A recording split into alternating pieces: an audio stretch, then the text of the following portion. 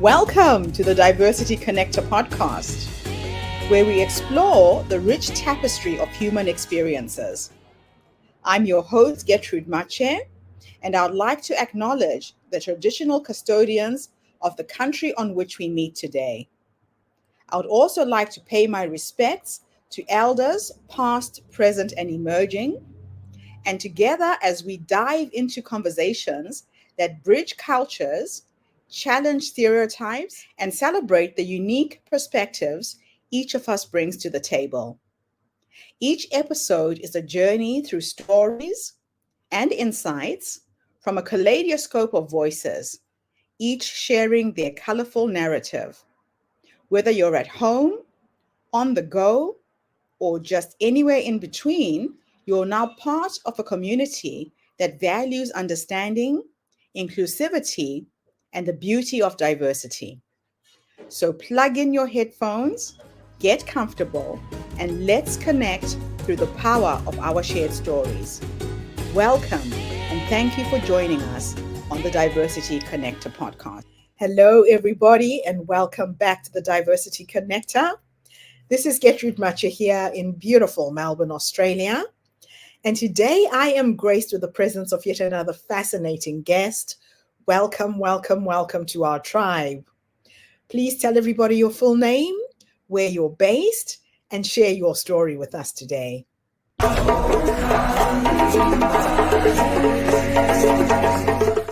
Hi, my name is Kanchana Wickremasinghe. I am based out of Melbourne, Australia. As Richard said, it is a wonderful city to live in. And I think up until now, it's ranked one of the top cities top livable cities. So my story, I was born in Sri Lanka. I was raised in Sri Lanka until I finished my high school. During the time when I was finishing my high school, as most of you know, that Sri Lanka had the civil war. Sadly, that impacted a lot of the kids at my age coming out of high school, going into university. Universities were closed and things were getting delayed. And I was one of the lucky ones. I would say that my parents had some funds, not a lot. Actually, my dad spent his entire pension retirement to sponsor me to come and study in Australia, because he didn't want it for me to stop my higher education. Um, I was passionate to study information technology or computer science, and at the time, there's few options obviously available outside of Sri Lanka. Australia was one of them. We also had some relatives, obviously, that who could help me to stay while I immediately moved. So ended up coming to Australia. So I came to Australia back in 1991 to study at Swinburne. Um, I wouldn't say that was an easy thing as well. Obviously, first time living outside of Sri Lanka without any family. Well, we had some, distant relatives who could obviously help me as well. And honestly, they did this too, and they became very, very close friends and relatives to me. Yeah, and the 3 years I was here studying was a massive struggle as well in terms of um, having to pay the international student fees and obviously finding jobs. Australia also going through a tough time in terms of they had just come out of the 88, 87 market crash, and things weren't looking really, really good. Like I say to some of the kids today, they're actually pretty lucky because finding a part-time job these days is as not as difficult. Obviously, of course, the student fee has gone really, really high up now. But even back then, paying $9,000 a year for student fees and covering your living expenses and finding a part-time job to do that was very difficult.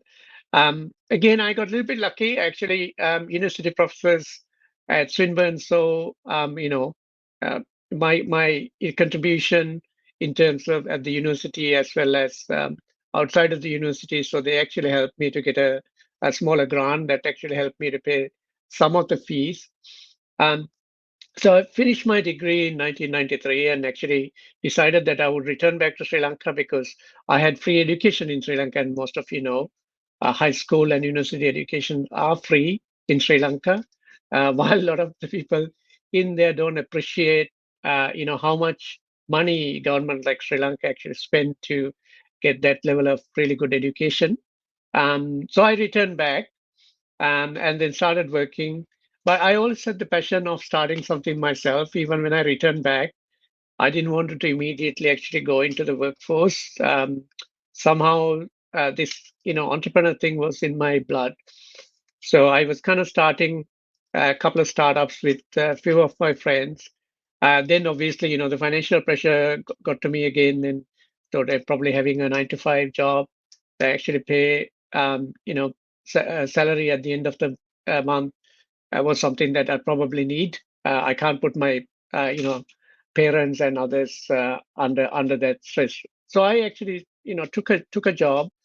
But sadly, Sri Lanka, with the civil war still continuing, really didn't get a chance to do a lot of major projects in Sri Lanka because the government didn't have funding to spend on larger IT projects. Private sector was also going very slow. I mean, having said that, I was involved in a couple of larger projects. But from a career perspective, somebody who had learn a lot, I felt like if I stayed there, I'm actually going to be stagnated and probably not being able to contribute as much as I could. And obviously, there's a lot of politics as well as as you can imagine in doing work for government and government projects. I decided to take a 3 months contract in New Zealand.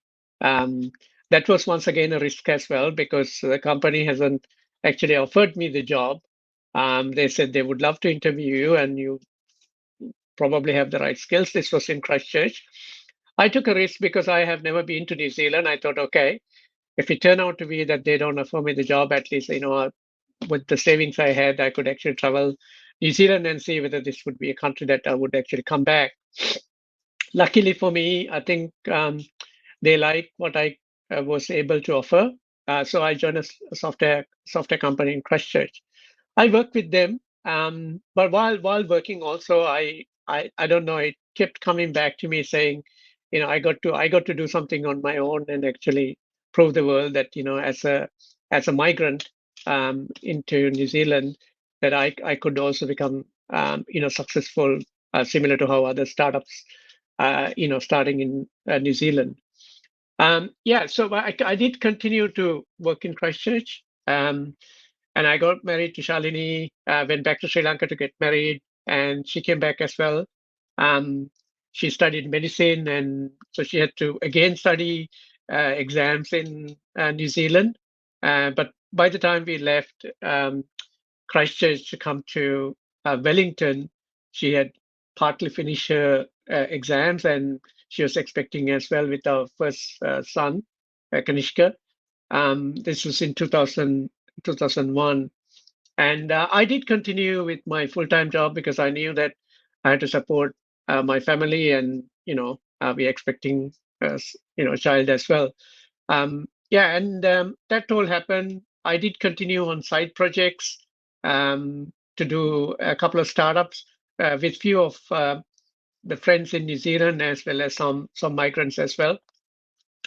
Um, Initially, I didn't know that you have to raise funds and how to raise funds, etc. So I was kind of putting all my money to do these startups, and I can tell you from my experience, and actually, it's not easy, especially when you're a migrant in a country that you haven't lived for too long, starting something brand new and trying to convince the people, this is a good thing we should continue to do. I mean, when I look back today, of course, some of those things that we have started, even though that I wasn't able to raise funds and actually make it successful, they are actually happening in the industry, whether it is in New Zealand or elsewhere. So I look back and say, no, I wasn't really crazy. Those ideas, somebody else also had it, and at least they were able to, make it success. and I get my satisfaction from there. Obviously, that didn't pay my bills, but I say, that is still a good thing to look back and say, yes, you weren't really crazy because you were really onto something. So I continue to work in Wellington. I work for some of the larger multinationals, and we had our second child as well. And in between, Shalini managed to finish her medical exams and also got into work. And in 2005, I actually decided I was working for EDS back then, and that was that got acquired by HP few years later, as you may recall. EDS was a good employer. I learn a lot. And even today, when I talk to young entrepreneurs that they're not willing to go and work for an employer, I say actually it actually helps sometimes, not just to pay your bills, but you also find problems that are in the industry that actually might might become your startup, and that's what happened to me as well. So I left EDS. Now at that point I could take a little bit of a risk because at least one of us is working so we can pay the bills. um, Obviously I did discuss this with my wife Shalini as well, and she was very supportive. She has been very supportive with all my startups as well. Startups where I actually had a decent exit, or startup I made a lot of losses. And obviously, I'll talk a little bit about the losses as well, and how that can be challenging and impacting your progress in your life and your family as well. Um, but yeah, in the startups that I did start in New Zealand, I have to kind of self-fund most of it. Back then, in around 2001, 2003, that time, it was very difficult to find investors. And if you knew investors, mostly they are connected. And I didn't have that kind of a connections. And a lot of obviously the Sri Lankan community or the migrant community, I mean, they were rich, high network individuals, but they were they were a handful, and I didn't have many connections to get funding. So pretty much all my startups in New Zealand were startups that I self-funded, um, and put money back from the revenue that we have generated out of those companies. Right. 2000 around 2006 7, we were thinking of, kids were growing, and part of Shalini's family has moved to Australia, and Australia was where I was studying, and most of my friends were, and some of our distant relatives as well. So we thought it might be a good opportunity for us to move back to Australia, since kids haven't started school. Kanishka has started school, but he was still in the first year of primary, so it wouldn't impact his education. So we decided to move back to Australia. I think that was the right decision. I love New Zealand, by the way. If I wanted to go back and retire, I would definitely go back. Maybe not Wellington. As you get older, Wellington probably can become very windy and cold. But north part of South Island, the areas of Nelson, etc. I love that area. I mean, I still love Christchurch as well. Um, but yeah, it's not because I didn't love the country to move here. And a lot of people from New Zealand who has come to Australia or gone to other countries would say that it's a fantastic country, and it also gives you an opportunity to look beyond things that you could do. Um, but as a migrant, it comes with quite a bit of challenges as well. I wouldn't say that I was discriminated in any ways. But that said, I guess I got lucky, but there were a lot of other migrants actually finding difficulty finding jobs, with even with really really good skills and experience. And New Zealand was a little bit too close in terms of looking at people with experience outside of New Zealand.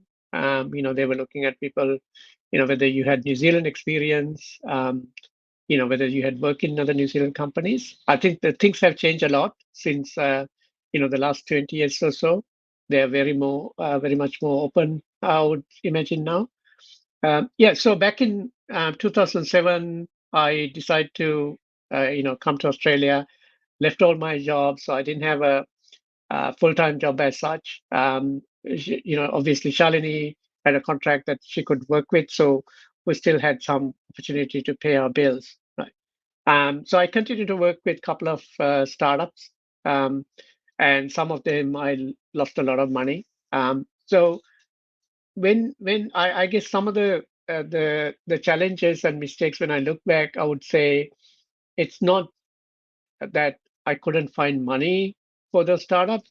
It is probably the people that you work with um, can also be very challenging. You do need to find the right people with the right balance, etc., for your startup to be successful, whether you raise money or not. I think that is something important that we have to realize.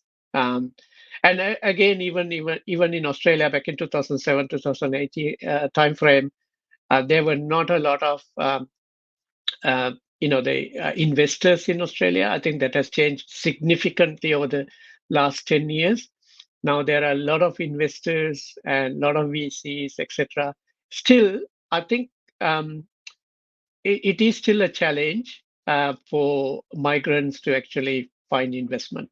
And I find it actually, I speak to a lot of migrants who are either wanting to start a startup or started a startup already and now trying to find funding.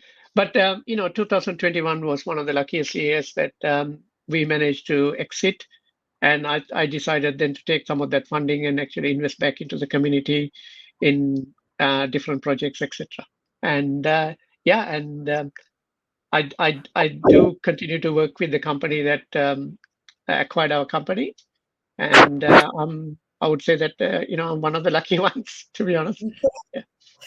Wow, you've had quite a journey, and it's interesting that you and I didn't bump into each other somewhere along the way in New Zealand because we were there around the same time.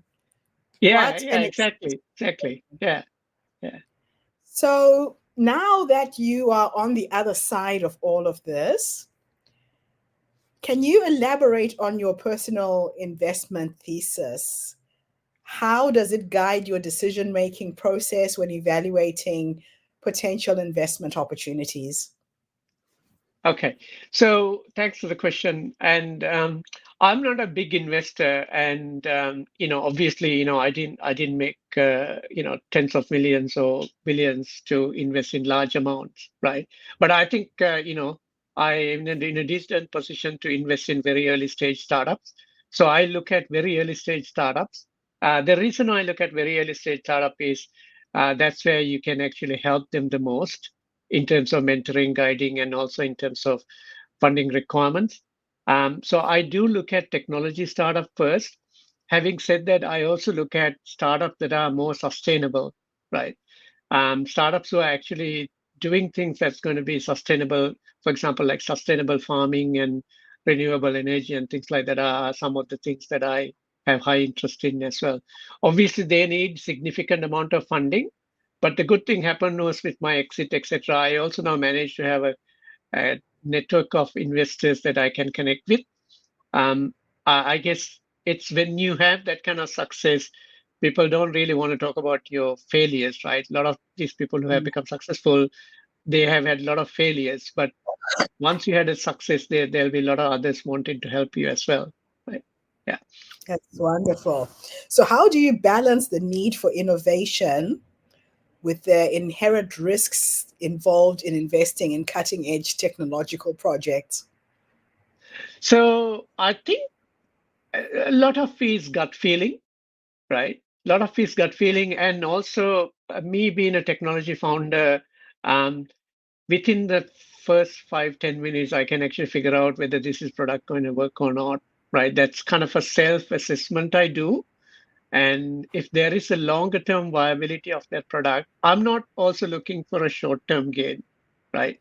And some may take about 10 years to really make an exit, right? So I'm looking for the longer term. So I look at the founders as well. Are the founders committed like how I was, for example? Are they willing to go on like 2 minutes noodles and sacrifice everything to make this project a success? And if those things don't stack up, then I walk away, right? I'll give them advice on pro bono, but I'll probably walk away. Yeah. So, given your passion for open source projects, How does this influence your investment choices? Do you prioritize projects that contribute to open source community? And if so, why? Whether it is open source or commercial, I look at to see, are they really solving a world hunger problem, right? When I say world hunger problem, is it can be in education, it can be in medical terms, or it can be any even software development, right? Are they really solving a problem, or are they going with the hype, right? So I try to narrow it down to see whether they're really solving a problem. If they're really solving a problem, I think there is massive benefits to the community, right? Because open source is something that has actually made a lot of us get what we can get today, right? Without open source, if everything was commercial, that would have been very hard for a lot of the countries like Sri Lanka, India, growing countries, even the countries in Africa, to actually, make something work, right? Because that would have been unaffordable to most of those countries, right? Hence my passion to support most open source projects. So, would I be correct in saying that you are a social impact investor? Your real passion is to make a difference, especially in developing countries? You could say that, yeah. I mean, the same analogy applies even to developing country, right? Even if the benefit is actually going to be sustainable and repeatable, they definitely will apply in developing countries, and developed countries can benefit too, right? And they can contribute, of course, right? So, if I could take you back to that young man who was stepping into the entrepreneurial world, if you could go back and give yourself three pieces of advice based on what life has taught you up until this point, what would those three nuggets of wisdom be? I think the first one is family. When you get into become an entrepreneur, you're young. I mean, obviously, if you're 20, 21, you may not be still married and not have a family, but you still have your other side of the family, right? So I think for me, that is very important. And the reason I'm saying that is important is you may unknowingly putting them under pressure, right? And that is that's personally, I think it's not a it's not a good thing, right? So you should look after your family. Second is your mental health. You have to look after your mental health, and a lot of the young people I see are getting depressed. Not just because that they didn't get they weren't able to raise funds, but uh, you know they can't get their project out and for resources or any other reasons, and they get so frustrated and they don't go and talk to others, right? So I tell them, I do these mentoring things at Swinburne as well. I'll tell them to go and actually talk to others, counselors, because look after your mental health, right? Yeah. And the final part is have fun, but the world doesn't really end tomorrow. So if your startup failed tomorrow, it doesn't mean that you cannot start another startup again, right? Yes, So those are kind of the three things that I would look back. that's wonderful. So, when assessing potential investments, how important is the long term vision and the scalability of the project? What are the key indicators that you look for that suggest that a project has potential for sustainable growth and success? Um, Firstly, the founders, they are not in purely to make money. I have walked away from a lot of projects. I could have made a lot of money, but money isn't the only thing, right? If they are driven by money, I think I would walk away, right? That's one of the things. The other thing I look at is the founders. Are they, like I said to you earlier, are they willing to take bare minimum, but look after their team? Because looking after their team is highly important to me. Those ethics stack up, then I think they're in for a longer term, right? I got talk to founders today and they said they want to exit in 3 years. I asked why, right? Because they want to Yes. make money, because they say there were a lot of other people who had make money. And when I asked them, do you look at to see how long they've been doing the projects? They don't know. They think everyone becomes overnight millionaire, right? Mm, Yeah. mm. So That's those are kind of the interesting. things that I look at to see, is this a really a sustainable project? I think it all comes down to that ethics of the founders, right? And if the founders are ethical, that they don't look after themselves first, but they do have to look after themselves, but they do look after the others in the team, and they come Yes. second. But they of course look after their things like their mental health and their family, etc. That's important, right? Because at the end of the day, you know, we live here because our family, our friends, etc. Right? No matter how much money we can make, right? That's so true. So now if I teleport you into the future as my final question, you're now 90 years old and you're sitting on the porch surrounded by your children, in your rocking chair, your grandchildren, whoever's going to be with you towards the end. Based on how you're living your life and the impact you want to make, if you had an opportunity to teleport into the future to have a conversation with this wise man, what would you say to him based on how you're living your life right now?